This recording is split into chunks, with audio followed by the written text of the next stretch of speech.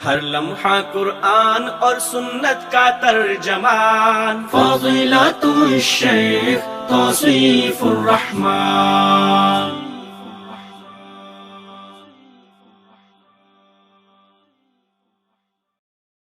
السلام علیکم ورحمۃ اللہ وبرکاتہ۔ ان الحمد للہ نحمده ونستعینه ونستغفره ونعوذ باللہ من شرور انفسنا ومن سیئات اعمالنا، من يهده الله فلا مضل له ومن يضلل فلا هادي له، اشهد ان لا اله الا الله وحده لا شريك له واشهد ان محمدا عبده ورسوله، اما بعد۔ پیارے بھائیو، انسان کی زندگی اور دنیا کا یہ جہان دونوں ہی فنا ہونے والے ہیں۔ نہ کوئی انسان یہاں ہمیشہ رہ سکتا ہے اور نہ یہ دنیا ہی ہمیشہ باقی رہے گی۔ ایک دن آئے گا یہ جہاں سمیٹ دیا جائے گا، پھر اللہ مالک کے سامنے حاضری ہوگی، لوگوں کا حساب و کتاب ہوگا۔ اس زندگی کی بنیاد پہ اس زندگی کے فیصلے ہوں گے۔ جس نے یہاں اپنی زندگی اللہ مالک کے حکموں کے مطابق گزاری، وہ اللہ کی جنت میں جو چاہے گا وہ پائے گا، اور جس نے یہ زندگی اپنی مرضی سے گزاری، اللہ مالک کے حکموں کو پس پش ڈالا، تو پھر وہاں اس کے لیے قید خانہ ہے جہنم کی صورت میں۔ میرے مولا کی رحمتیں ہیں کہ اس نے جنت کی نعمتوں کو بھی تفصیل سے بیان کیا اور جہنم کے عذاب کو بھی تفصیل سے بیان کیا۔ یہ تفصیل انسان کو سمجھانے کے لیے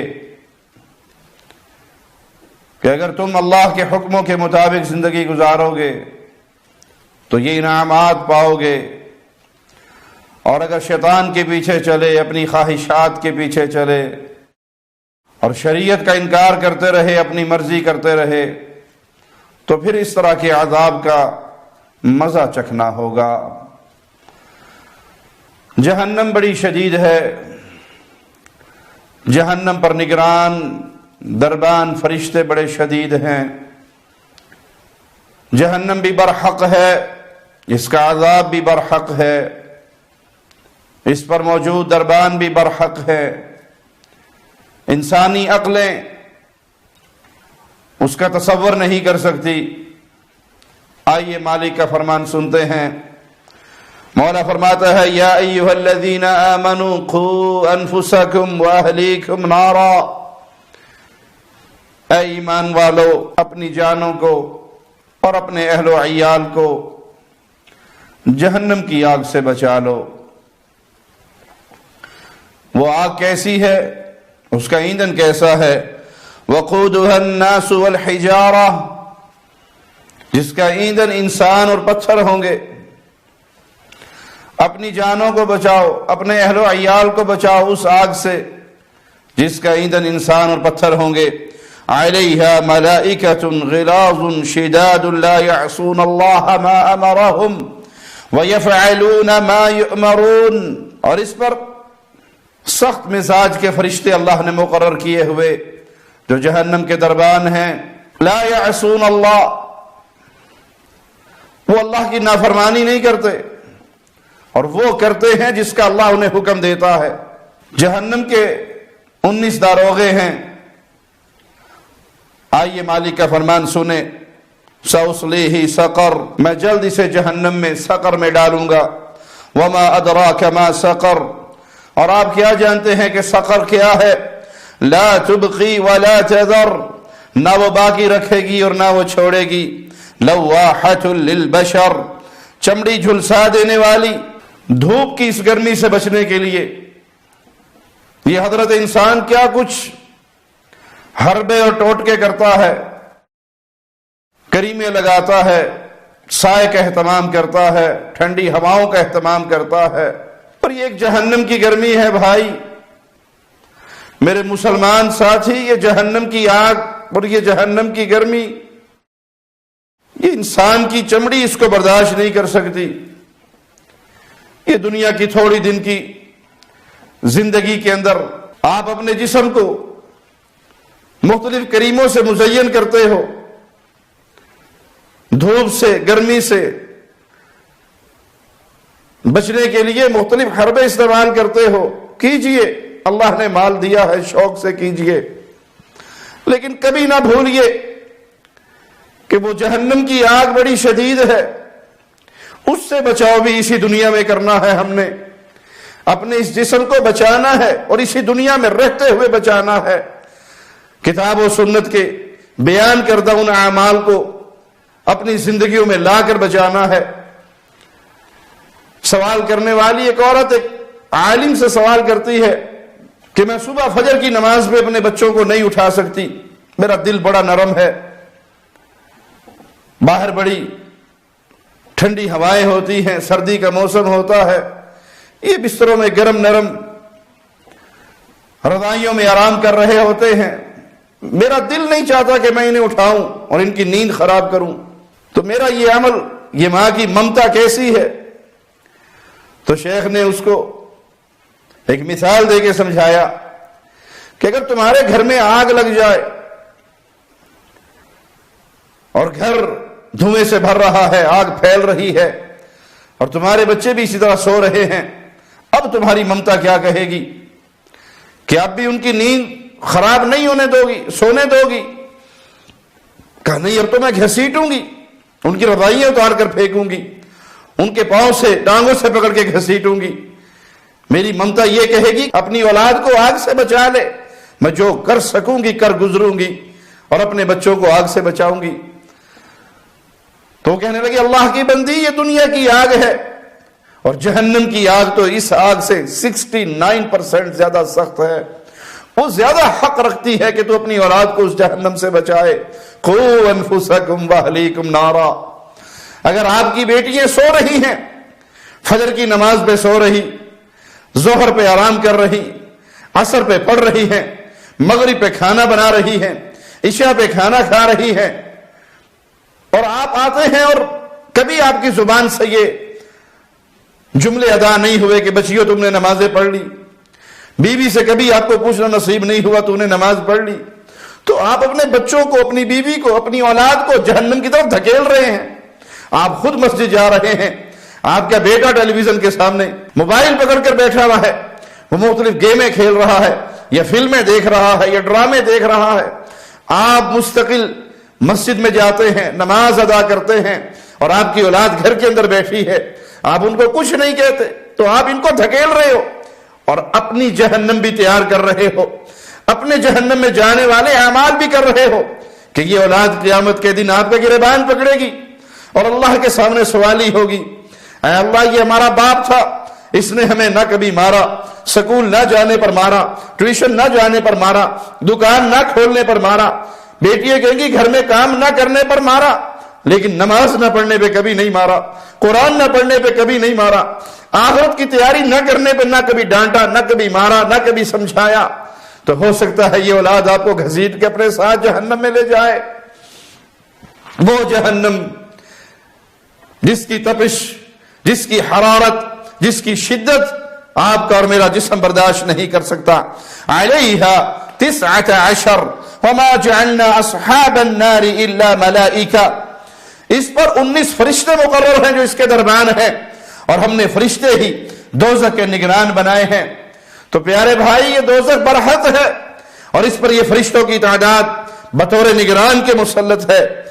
یہ جہنم کے فرشتے یا داروغے، یہ نگران، یہ بڑے سخت گیر ہیں، رحم نام کی کوئی چیز یہ اس کو جانتے تک نہیں ہے۔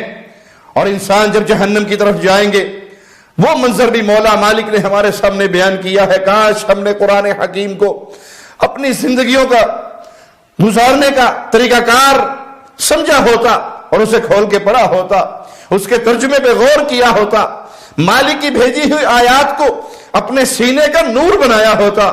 اگر ہم قرآن کو یوں سمجھتے کہ اس کی بنیاد پہ جنت یا جہنم ہے تو ہماری زندگی کسی اور رنگ میں رنگی بھی ہوتی. مالک کا فرمان سنیے، وَسِيقَ الَّذِينَ كَفَرُوا إِلَى جَهَنَّمَ زُمَرًا. کفار کو، اللہ کا انکار کرنے والے، آخرت کا انکار کرنے والے، ان کو گروہ در گروہ کر کے چلایا جائے گا جہنم کی طرف. حَتَّى إِذَا جَاءُوهَا فتحت ابوابها وقال لهم خزنتها الم ياتكم رسل منكم يتلون عليكم آيات ربكم وينذرونكم لقاء يومكم هذا. یہ جہنم کی طرف گروہ در گروہ چلائے جائیں گے، جہنم کے دروازے کھول دیے جائیں گے. جہنم کے نگران دربان فرشتے ان سے پوچھیں گے، الم یاتیکم رسل منکم، کیا تمہارے پاس، تم میں سے اللہ کے رسول نہیں آئے تھے؟ اللہ نے کوئی رسول تمہاری طرف نہیں بھیجے جو تم میں سے تھے؟ وہ نور من نور اللہ نہیں تھے، وہ کوئی آسمانی مخلوق نہیں تھی، وہ اللہ کے نور کا کوئی ٹکڑا نہیں تھے. بعض ظالموں نے یہ کہنا شروع کر دیا کہ رسول بشر نہیں ہوتے بلکہ وہ تو نور من نور اللہ ہوتے ہیں، وہی جو مستوی ارشدہ خدا ہو کر اتر پڑا مدینے میں مصطفیٰ ہو کر. یہ میم کی مروڑی کا فرق ہے جو عوام نہیں سمجھتی. حقیقت میں اللہ اور اس کے رسول دونوں ایک ہیں. ہیک کے جڑا ہی ہیک کو ڈو آکھے کافر تے مشرک ہے. کچھ ظالموں نے یہ کہنا شروع کر دیا کہ اللہ کے نبی صلی اللہ علیہ وسلم کی بشریت کو بیان کرنا یہ گستاخی کے زمرے میں آتی ہے. انا للہ و انا الیہ راجعون. پیارے بھائی، انبیاء بشر ہیں، انبیاء بشر ہیں، انبیاء اولاد آدم میں سے ہیں. جس قوم کی طرف بھیجے جاتے ہیں انہی قوم میں سے ہوتے ہیں. ان کا حسب و نسب بڑا اعلیٰ ہوتا ہے، ان کا مقام بڑا اعلیٰ ہوتا ہے، ان کی عزت بڑی اعلیٰ ہوتی ہے. ان کی شان کے برابر کوئی نہیں ہو سکتا، ان کے مقام کے برابر کوئی نہیں ہو سکتا. ان کا اعلیٰ حسب و نسب ہوتا ہے، لیکن ہوتے وہ انسان ہیں، ہوتے وہ اللہ کے بندے ہیں. وہ نور من نور اللہ نہیں ہوتے، وہ اللہ کے نور میں سے الگ نہیں ہوتے بلکہ وہ اللہ ہی کی مخلوق ہوتی ہے. وہ پکارتے ہیں لوگوں کو ہدایت کی طرف، جنت کی طرف. ہاں وہ نور ہدایت ہوتے ہیں، وہ ہدایت کا نور بن کے آتے ہیں، وہ ہدایت کا پیغام لے کر آتے ہیں، وہ کفر کے اندھیروں کو مٹانے والا نور بن کر آتے ہیں، وہ ظلمتوں کو مٹانے والا نور بن کر آتے ہیں. لیکن ہوتے انسان ہیں، ان کی بیویے، ان کے بچے، ان کی اولاد، ان کو بخار ہوتا ہے، وہ بھوک محسوس کرتے ہیں، انہیں بھوک لگتی ہے، وہ اپنے ہاتھ سے کمائیے کر کے کھاتے ہیں. یہ سارا انسانوں والا ماجرا ہے. لیکن وہ کفر کے اندھیروں کو مٹانے والے نور ہدایت بن کر تو آتے ہیں، نور من نور اللہ بن کر نہیں آتے. یہ کہنے والے کفر کے عقیدے پر ہے کہ وہی آسمانوں پر، وہی زمین پر، بس میم کی مروڑی ہے، وہ احد ہے، یہ احمد ہے، فرق زیادہ نہیں ہے. سمجھنے والے سمجھتے ہیں، ہر کوئی اس کو نہیں سمجھ سکتا. یہاں مولا کا فرمان سنیے، کفار کو جہنم کی طرف دھکیلا جائے گا. نگران فرشتے جہنمیوں سے سوال کریں گے، کیا تمہارے پاس تم میں سے رسول نہیں آئے؟ یتلون علیکم آیات ربکم، جو تم پر تمہارے رب کی آیات پڑھ پڑھ کر سناتے ہو. پیارے بھائیو، او میرے مسلمان بھائیو، ہدایت کے لیے رب کی آیات کو پڑھنا ضروری ہے، قرآن حکیم کو پڑھنا ضروری ہے، قرآن حکیم کو اپنے سینے کا نور بنانا ضروری ہے. اس قرآن حکیم کو سمجھنا ضروری ہے. اس آواز کو گلی گلی تک پہنچائیے، اس آواز کو گھر گھر تک پہنچائیے، اس آواز کو کونے کونے تک پہنچائیے، اس آواز کو ہر مرد و عورت کے کانوں تک پہنچائیے کہ ہدایت صرف قرآن کو پڑھ کر ملے گی، رسول اللہ کی احادیث کو پڑھ کر ملے گی. جو احادیث قرآن کی بہترین تفسیر ہے. قرآن بھی اللہ نے نازل کیا ہے، حدیث مصطفیٰ بھی اللہ کی طرف سے نازل شدہ ہے، ان دونوں کی حفاظت ذمہ بھی اللہ نے لیا ہے. تو یہ قرآن کی آیات میرے اور آپ کے زندگی کو بدلنے والی چیزیں ہیں. یہ شریعت محمدیہ کا نور میری اور آپ کی زندگی کو بدلنے والی چیزیں ہیں. اگر ہم نے قرآن کو ترجمے سے نہ پڑھا، اگر ہم نے احادیث رسول کو ترجمے سے نہ پڑھا، نماز کا طریقہ، روزے کا طریقہ، حج کا طریقہ، عبادات کا طریقہ، عقائد کے معاملات کتاب و سنت سے ہم نے نہ لیے تو پھر ہلاکت ہے، بربادی ہے، ہمیشہ کی دہکتی ہوئی آگ ہے. اور پیارے بھائی، جو یہ کہتے ہیں قرآن کو ترجمے سے نہ پڑھنا، حدیث کو ترجمے سے نہ پڑھنا، وہ ظالم ہے، وہ دنیا کے مال کے پجاری ہیں. وہ اپنا دھندا، اپنا کاروبار، اپنا بزنس چمکانا چاہتے ہیں، اسلام کے نام پر، دین کے نام پر دکانداری انہوں نے شروع کر رکھی ہے، وگرنہ یہ قرآن میرے اور آپ کی ہدایت کے لیے آیا، احادیث رسول میری اور آپ کی ہدایت کے لیے آئی۔ سنیے ان کا سوال دربان ملائکہ کا، تمہارے پاس رسول نہیں آئے جو تمہیں تمہارے رب کی آیات پڑھ کر سناتے؟ وَيُنذِرُونَكُمْ لِقَاءَ يَوْمِكُمْ هَذَا، اور آج کے دن کی اس ملاقات سے تمہیں ڈراتے، تمہیں بتاتے کہ ایک دن اللہ کے سامنے پیش ہونا ہے، ایک دن مر کے تم نے اس جہاں کو چھوڑ کر برزخ سے ہوتے ہوئے مولا کے سامنے اٹھنا ہے، پھر اللہ نے تم سے تمہاری زندگی کے سوال کرنے ہیں۔ قالوا بلا، یہ جملہ بڑا خطرناک ہے، یہ جملہ بڑا سنگین ہے۔ وہ کہیں گے ہاں کیوں نہیں، رسول آئے تھے، قرآن لائے تھے، احادیث آئی تھی، لیکن ہم کہا کرتے تھے یہ قرآن حدیث سمجھنا ہر بندے کی بس کی بات نہیں ہے، اس کو بڑے بڑے لوگ سمجھ سکتے ہیں، اس کو ہر بندہ نہیں سمجھ سکتا، اس کو صرف 4 نے سمجھا یا 14 نے سمجھا، ہر بندے کے بس کی بات نہیں ہے۔ بس قرآن کو ترجمے سے کبھی نہ پڑھنا، تفسیر سے کبھی نہ پڑھنا، اس کی عربی ریڈنگ کرتے رہو۔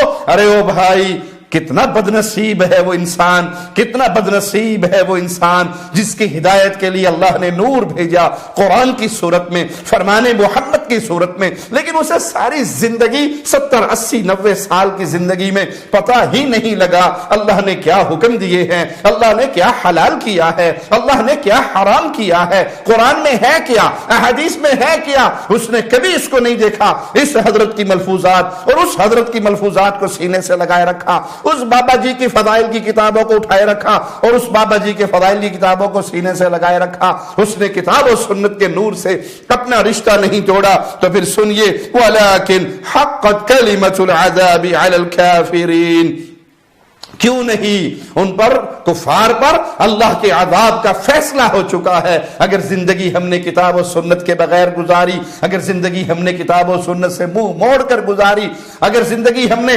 توحید کے عقیدے سے محروم ہو کر گزاری، شرک کی دلدل میں گرتے ہوئے گزاری، اس بابے کو سجدے، اس قبر پہ سجدے، اس ڈھیری کا طواف، اس پیر کی اونٹنی کی قبر کا طواف، کہیں پیر کی بلی کی قبر کے اوپر بیٹھ کے دعائیں اور منتیں اور مرادیں مانگی جائیں۔ اگر بھائی زندگی یوں گزری کہ آپ کو توحید کا فہم نہیں، آپ کو ایمان کا فہم نہیں، آپ کو اللہ کی معرفت نہیں، آپ نے رب کو پہچانا نہیں، اپنے رب کے کلام کو پڑھا نہیں، اس کے مطابق زندگی گزاری نہیں، ایک جانور کی زندگی، کھانا پینا، بچے پیدا کرنا، سو جانا، بس یہی زندگی کے اوپر لاگو رہا اور اسی کے گرد زندگی گھومتی رہی، تو بڑا معاملہ خطرناک ہوگا۔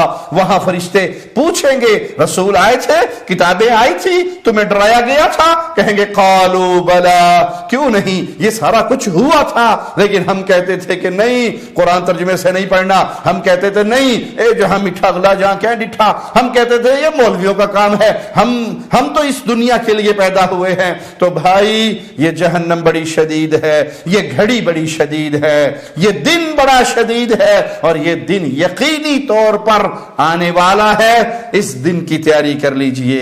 جہنمیوں کو جہنم میں ڈال دیا جائے گا، ان نگرانوں کا سردار داروغہ جہنم مالک، اہل نار اس کو پکاریں گے، وَنَادَوْا يَا مَالِكُ لِيَقْضِ عَلَيْنَا رَبُّكَ قَالَ إِنَّكُمْ مَاكِثُونَ، وہ داروغہ جہنم کو پکاریں گے، اے مالک تیرا رب ہمارا کام ہی تمام کر دے۔ وہ کہے گا بے شک تم ہمیشہ اسی عذاب میں رہو گے۔ تمنا ہوگی اہل نار کی، کاش ہم مر جائیں، ہم جل کے ختم ہو جائیں، ہمیں موت آ جائے، ہمارا معاملہ ختم ہو جائے، ہمارا کام تمام کر دیا جائے۔ لیکن پیارے بھائی یہ صرف ایک حسرت ہوگی جو کبھی پوری نہ ہوگی۔ وہ داروغہ جہنم کیا کہے گا؟ تم کفر اور شرک کے جرم کی وجہ سے ہمیشہ کی اسی جہنم کے اندر رہو گے۔ رسول اللہ صلی اللہ علیہ وسلم نے اپنا ایک خواب طویل بیان کیا ایک حدیث میں، اور اس کے اندر داروغہ جہنم کا بھی آپ نے ذکر فرمایا کہ وہ بدصورت آدمی، اتنا بدصورت جتنا تم نے کسی بدصورت کو دیکھا ہو، اس سے بڑھ کر بھی، اور وہ آگ جلا رہا ہے، ادھر ادھر بھاگ کر آگ بھڑکا رہا ہے۔ تو یہ داروغہ کا، یہ نگران فرشتوں کا کام ہے کہ وہ جہنم کو بھڑکائیں، اس آگ کو جلائیں۔ آپ نے پوچھا یہ کون ہے؟ تو فرشتوں نے بتایا کہ یہ مالک ہے، یہ جہنم کا داروغہ فرشتہ ہے۔ پیارے بھائی، اس پکار کو اپنے سامنے رکھیے، اس آواز کو اپنے سامنے رکھیے۔ ابھی زندگی باقی ہے، ابھی جسم اور روح کا رشتہ جڑا ہوا ہے۔ جب تک روح حلق میں آ کے نہیں اٹک جاتی تب تک توبہ کا دروازہ کھلا ہے۔ یا ایھا الذین آمنوا قوا انفسکم واہلیکم نارا، اے ایمان کا دعویٰ کرنے والو، اپنے آپ کو، اپنی اہل و عیال کو جہنم کی آگ سے بچا لو۔ جہنم کی آگ سے بچنے کا سب سے پہلا طریقہ قولوا لا الہ الا اللہ، لا الہ الا اللہ کو سمجھیے، محمد الرسول اللہ کے قرار کیجئے۔ ان دو گواہیوں کا معنی دل کے اندر بٹھائیے، اس کے مطابق زندگی گزاریے، اور وہ اعمال جو پیارے حبیب محمد کریم صلی اللہ علیہ وسلم نے بیان فرمائے ان کو اپنی زندگی میں لائیے، تاکہ اس حال میں ہماری موت ہو، اللہ ہم سے راضی ہو، ہم اپنے اللہ سے راضی ہوں۔ اقول قولی ھذا واستغفر اللہ لی ولکم ولسائر المسلمین۔ ہر لمحہ قرآن اور سنت کا ترجمان، فضیلت الشیخ توصیف الرحمان۔